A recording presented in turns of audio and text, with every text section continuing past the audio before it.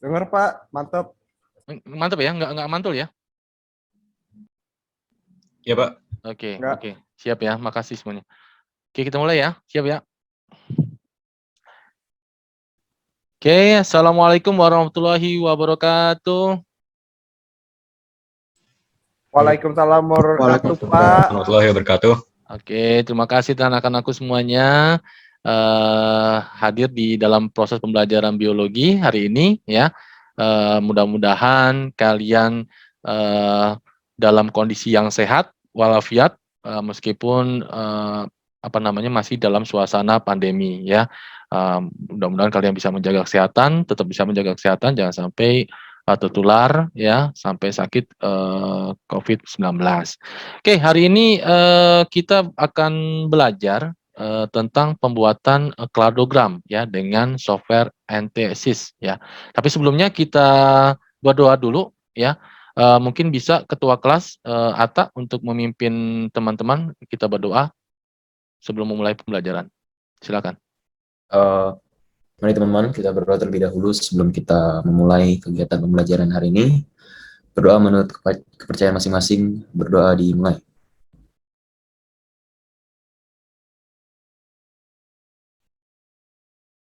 Berdoa selesai.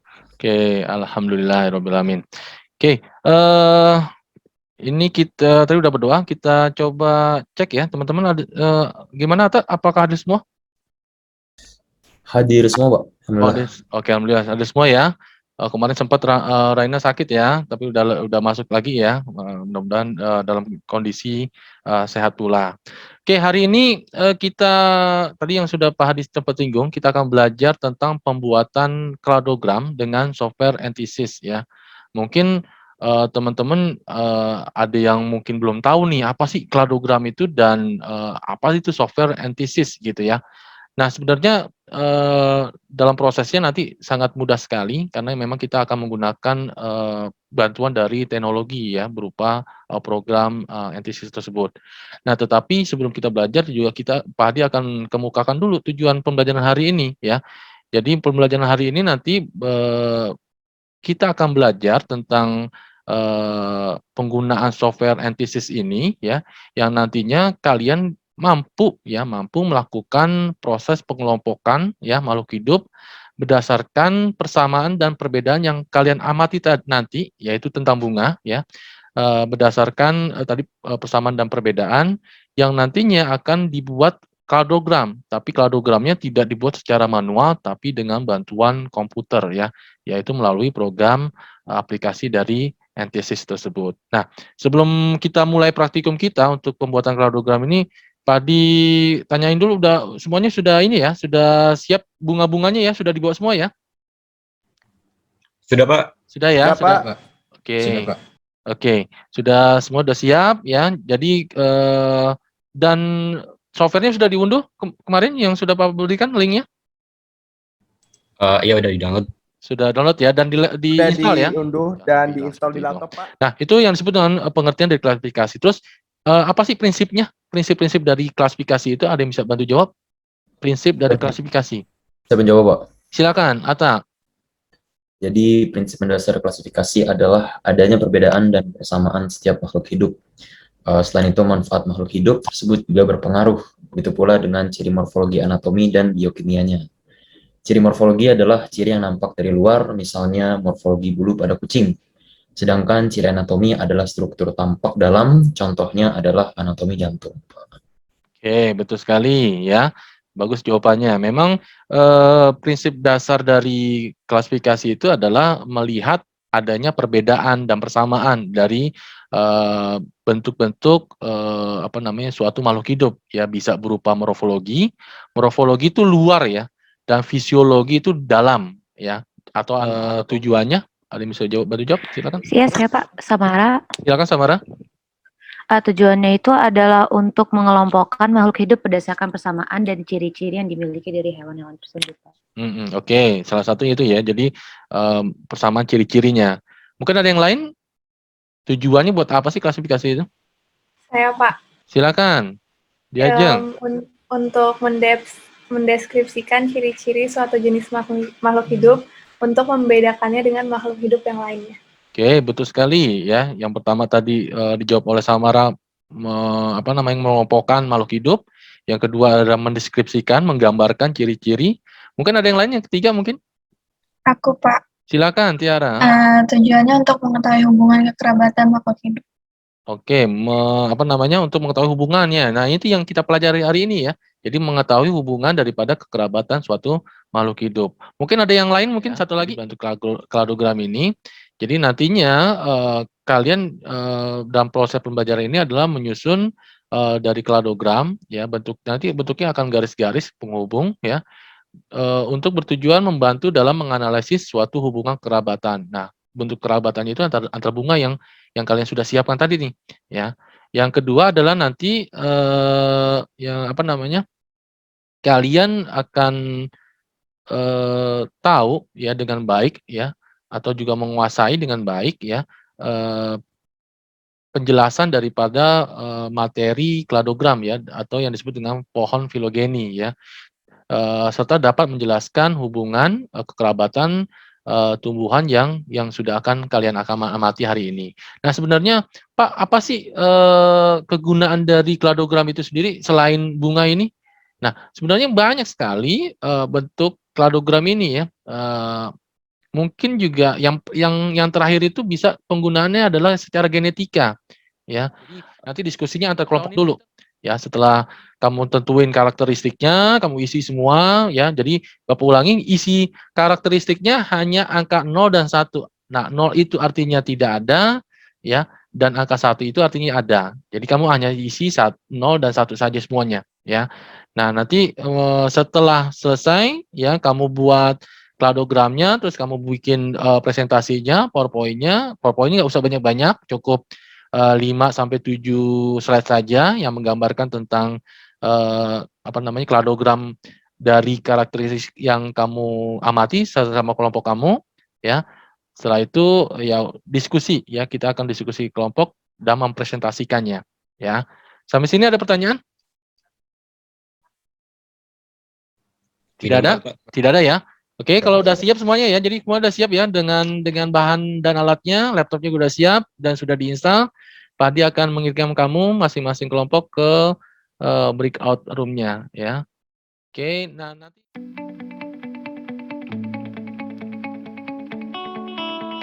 Ya, kita sepakatin dulu ya, teman-teman. Bunga 1 itu siapa, bunga 2 itu siapa, bunga 3 itu siapa, dan seterusnya. Lalu setelah itu kita baru amati karakteristiknya, satu bunga dulu sampai selesai, baru pindah ke bunga lainnya ya. Begitu ya, teman-teman, setuju? Ya baik, setuju. Pak, ini bunganya 5 kan? 5 ya? Iya, 5 betul. Sebentar. Oke, jadi bunga 1 itu mawar ya, terus bunga 2 itu sedap malam, bunga 3 itu kenanga, bunga 4 itu bunga krisan, dan terakhir bunga 5 itu bougainville. Oke? Oke. Baiklah. Berarti sekarang kita mulai dari yang pertama ya, bunga mawar dulu. Siap. Nah, dari karakteristiknya yang nomor 1, tanaman dengan spora. Ada nggak teman-teman spora pada mawar? Tidak ada. Tidak ada, berarti diisi angka 0 ya. Siapa nih yang ngetik di Excel? Ya. Alisa, tolong Alisa, tolong ketik di Excel ya. Oke. Terus lanjut ke karakteristik kedua, struktur berupa strobilus. Ada nggak teman-teman strobilusnya? Strobilus biasanya ada di tanaman gimnosperma ya, sedangkan mawar tanaman amniosperma. Berarti nggak ada ya. Berarti ketik angka 0 ya, Lisa aja ya. Lanjutkan ke pembuatan kladogram sesuai arahan cara kerja yang sudah disampaikan oleh Pak Hadi. Oke? Nah, kayaknya enakan bikinnya masing-masing, jadi kalau ada yang error atau gimana, jadi ada backup-annya. Setuju nggak nih?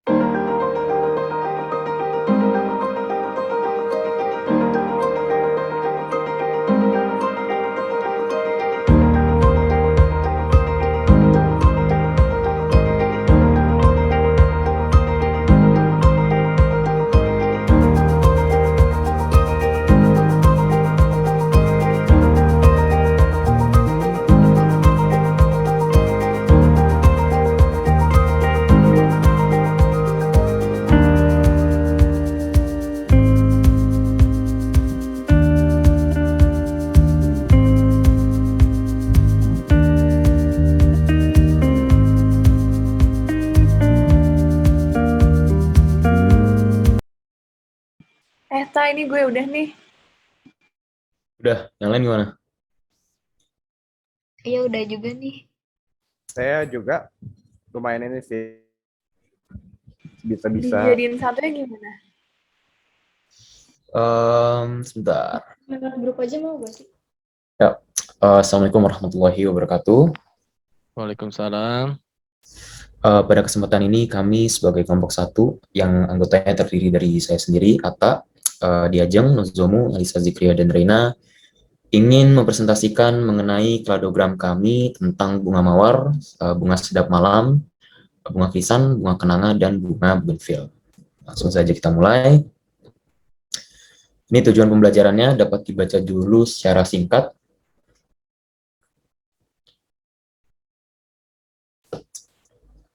Ya, kita lanjut ke slide berikutnya.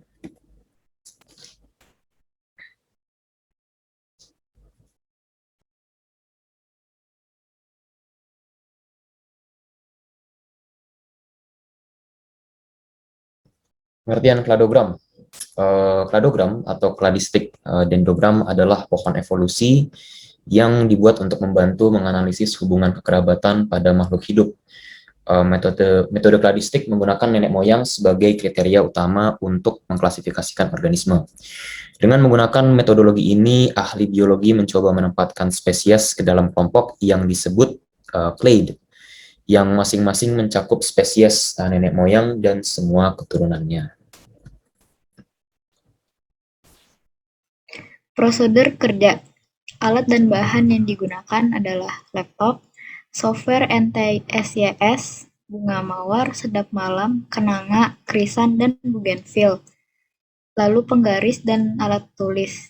NTSYS menggunakan 4 konsep dasar, yaitu memasukkan dan menyimpan data pada NTDX tables, lalu membuat similaritas atau disimilaritas interval data untuk membuat matriks, membuat analisis atau klaster atau kelompok dengan SAHN, dan membuat kladogram.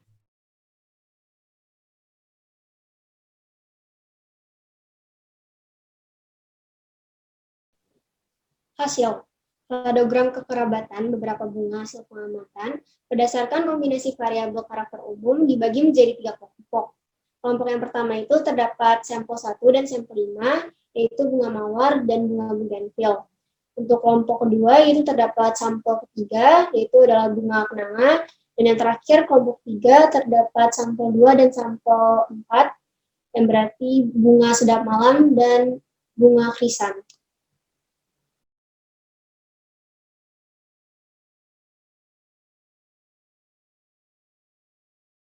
Akan menggunakan program NTSYS 2.01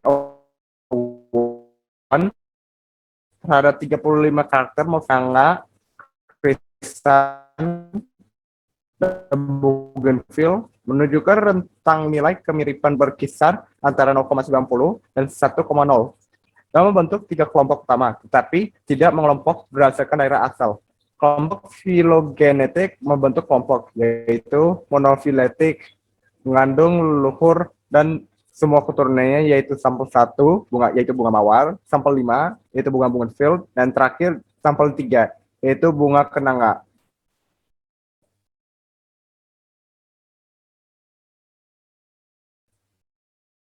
Pembahasan. Kelompok parafiletik yaitu berisi leluhur, tetapi hanya beberapa keturunannya, yaitu sampel 5, yaitu bougainville, dan sampel 3, yaitu bunga kenanga.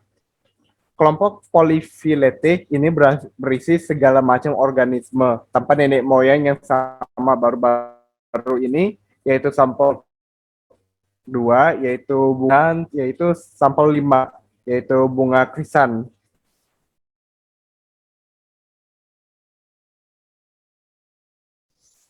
Ya, sekian dari kami. Mohon maaf apabila ada kesalahan dan semoga bermanfaat untuk yang lainnya. Terima kasih. Wassalamualaikum warahmatullahi wabarakatuh. Waalaikumsalam warahmatullahi wabarakatuh. Oke, mungkin ada tanggapan ya, udah bagus sekali mendapatkan nilai kladogram ya, dan membuat kladogram dengan pembuatan kladogram dengan dengan menggunakan program NTSYS ya. Oke, mudah-mudahan itu menjadi bekal ilmu kalian ya. Oke, sebelum Pak Hadi tutup, mungkin ada yang ingin bertanya? Tidak ada ya? Oke, kalau tidak ada, mungkin ada beberapa teman yang bisa membuat kesimpulan dari proses pembelajaran kita hari ini. Silakan, ada yang ingin membuat kesimpulan?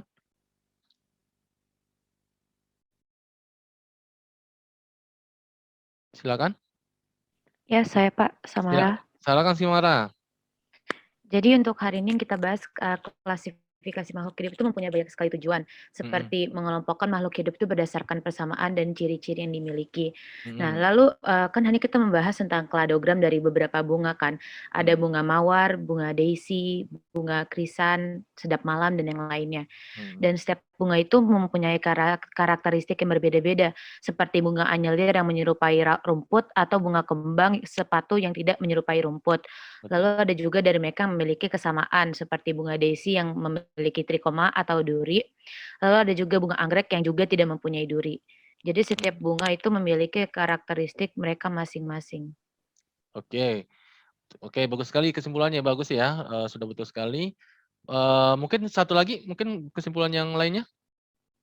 Ada yang ingin disampaikan? Saya Pak. Silakan Jadi. Ya.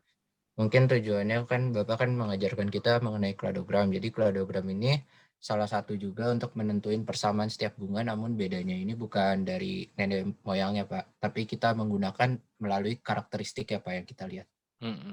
Oke, betul sekali ya. Oke, itulah proses pembelajaran kita. Mudah-mudahan sih bisa kalian pakai juga nih di kehidupan lainnya, misalnya di rumah punya tanaman atau punya taman gitu ya, bisa kamu cek-cek lagi tanamannya, atau mungkin yang tadi Bapak bilang menggunakan morfologi genetika ya. Jadi tingkatannya lebih lanjut lagi. Mungkin pengen nyari hubungan kekerabatan antar kampung kamu misalnya, atau RT misalnya, itu kan bisa kamu lihat tuh dari cuping ya, dari bentuk begini aja nih, tangan begini aja kok bisa dilihat nih. Ini jari jempol kamu ada di atas, kanan kamu ada di atas atau di kiri, itu juga beda tuh. Orang ada yang nyaman jempolnya ada di sebelah atas misalnya, ada yang nyaman yang jempol kirinya di sebelah kiri. Nah, itu juga bisa digunakan. Jadi bentuk program ini bisa kamu gunakan untuk studi kasus yang lainnya. Nah, itu ya. Nah, untuk agenda yang lainnya, jadi setelah kamu udah pembuatan kladogram ini, nanti di pertemuan selanjutnya ya, kamu buat produk carta ya, digital saja, nggak usah dicetak ya, dari pembuatan kladogram ini, terus kamu sampaikan kayak saat tadi ya, seperti presentasi tapi bentuknya carta satu lembar saja secara digital, mungkin bisa ukuran A4 atau yang lainnya ya. Kamu kumpulkan di pertemuan kita berikutnya di LMS Psikologi di folder klasifikasi ya. Bapak tunggu tugasnya sampai minggu depan ya di pertemuan berikutnya. Oke. Kalau tidak ada pertanyaan lain ya, mudah-mudahan kalian sudah paham tentang bentuk pembuatan kladogram ini ya. Sebelum Bapak akhiri, kita ucapkan hamdalah, alhamdulillah Rabbil alamin. Pembelajaran kita selesai ya, sudah berjalan dengan baik ya. Bapak akhiri, wassalamualaikum warahmatullahi wabarakatuh. Sampai ketemu lagi minggu depan. Terima kasih semua. Terima kasih Pak. Terima kasih kasih, Pak. Pak. Makasih Pak.